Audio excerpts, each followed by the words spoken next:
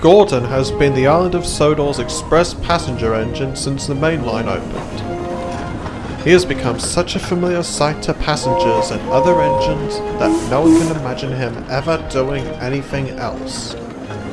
One day, Gordon was making a return with the express. He was leaving Vickerstown when he saw Henry blocking his line. The big green engine was trying to rearrange a disorderly train. Gordon whistled at him. "Make way, Henry! Express coming through!" Henry hurried to get out of the way. He was tired and frustrated with the trucks. "No need to be huffy with me," he sniffed. "I'm not," said Gordon. "You know as well as I do, the express takes priority." "You won't be saying that when the Fat Controller decides to retire you. It's only a matter of time if you ask me." Gordon was incensed. "Retire me? From the express? Ha! I'm as fit as ever was." And he snorted crossly away.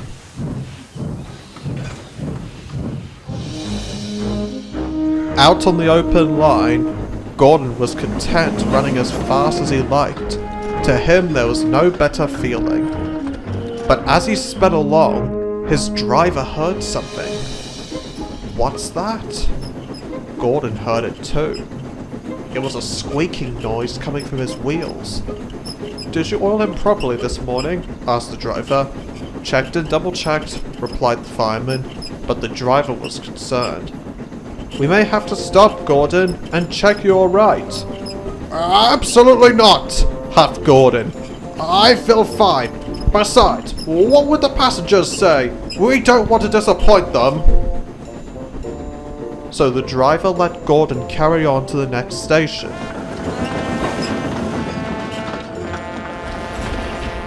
As Gordon slowed down, however, the squeaking grew quieter and quieter, until it wasn't there at all.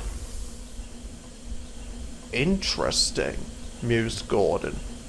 "I'm still checking you over between each run," insisted his driver. "I don't like the sound of that squeaking." Gordon resigned himself to it and said no more. That evening, the Fat Controller came to visit Gordon in the sheds. "There's been a minor change for tomorrow, Gordon. I'm putting a dynamometer coach on your morning express." Gordon knew dynamometer coaches were used to measure an engine's speed or how much coal it used. He was puzzled. "If you don't mind my asking, sir, whatever for?" "I've been meaning to modernize your express service for some time," the Fat Controller explained. "I need a train that goes straight from the main line to Titmuth. Seeing how you perform will show me what I can and cannot do, such as getting new engines for the purpose. I'm certain you will do your best, Gordon." Gordon was very quiet after the Fat Controller left. Well, chuckled Henry. "What was it I said, Gordon? Only a matter of time?" Gordon didn't reply. He was in deep, deep thought. The next morning, Gordon waited until the sheds were empty. He then crawled slowly off to the station.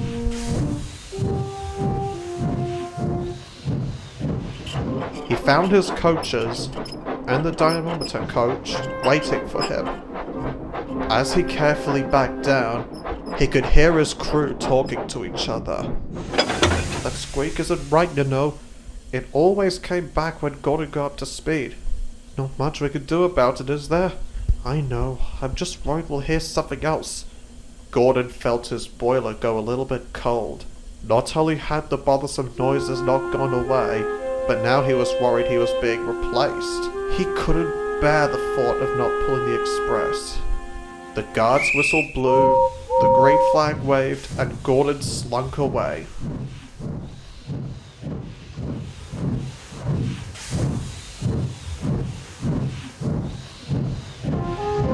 The train rolled slowly along. Gordon didn't want to begin squeaking again, and hadn't the heart to go fast.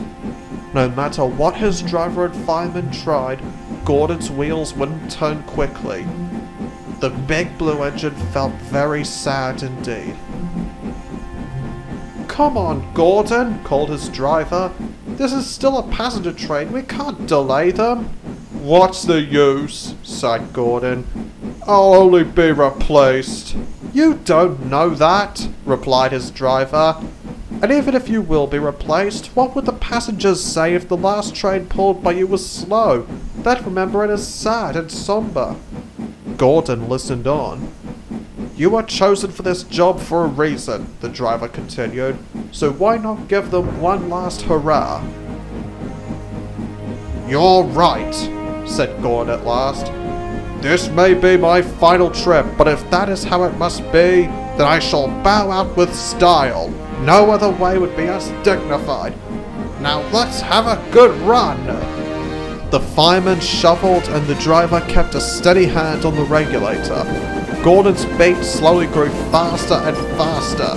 He listened to and felt the wind as it rushed by him. Let them hear me squeak, rattle and roll, the big engine rumbled, but it's not the express if there's no speed at all. The squeaking was back and louder than before. Gordon then heard another noise, a rattling noise. He carried on regardless, stalling through Wellsworth and charging up the hill beyond. The train sailed over the top and down the other side. Gordon wouldn't stop for anything or anyone. At Vickerstown Station, everyone suddenly heard an awful sound. What on earth is that? Asked Henry. Your guess is as good as mine, wished Donald. They soon found out.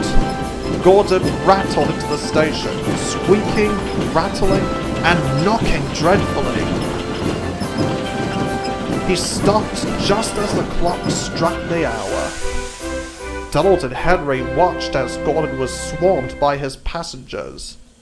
They'll be wanting a word with young Gordon about the noise. Rather him than me, said Donald. Henry looked a little guilty. I don't want Gordon to fall apart before he's replaced. The passengers hadn't crowded Gordon to complain, however. They were all asking after him. The Fat Controller, Station Master, and the guard all found it hard to reassure their concerns. After they had gone, the Fat Controller spoke to Gordon and his driver. A splendid run, he began, but why has Gordon not gone to the works? The works, sir? Don't tell me you didn't hear the noises.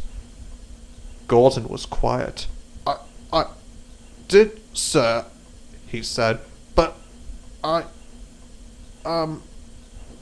big engine had lost his voice, but it was Henry that spoke up.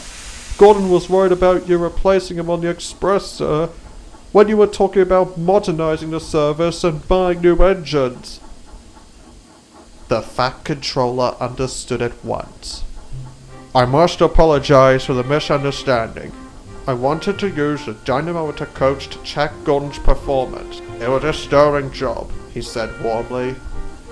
But for what I need, it would cost too much for Gordon to be going to London every day. I simply need a faster engine. And besides, he finished, Henry and James certainly cannot handle all the passenger traffic themselves.